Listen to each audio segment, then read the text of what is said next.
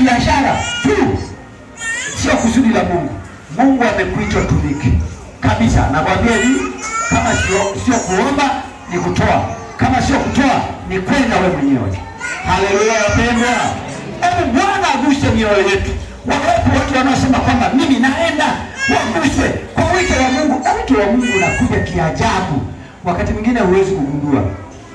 Wote walioitwa na Mungu walikuwa wanakataa kabisa, wote wakina Yeremia, wakina Nabii Sara kabisa, na walitoa sababu kabisa. Hata Musa alivyoitwa akamwambia Mungu, mimi ni kigugumizi hivi kweli? Halafu neno hili kigugumizi, jamani, ilikuwa ni kigugumizi?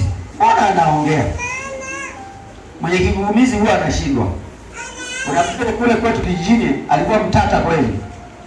Yeye alikuwa na kigugumizi, yaani anakuwa na kigugumizi mpaka ananyanyua fimbo. Ukiwa karibu hujamkosea, hujamsema vibaya, lakini ile kigugumizi chake kinamtia hasira mpaka ananyanyua fimbo, anataka kupige.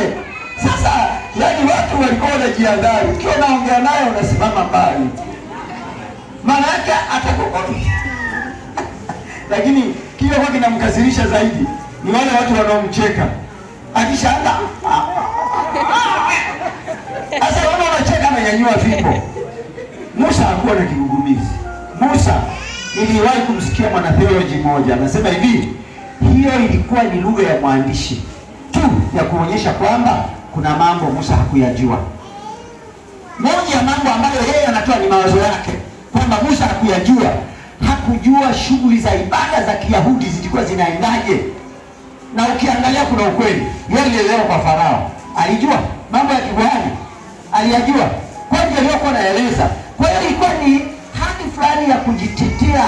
Hakuna, hata wewe leo unajitetea sana, lakini nakwambia hivi, kama Mungu amekukusudia, usipokubali kwenda kwa lijani, utaenda kwa kulabu. Hamjanielewa?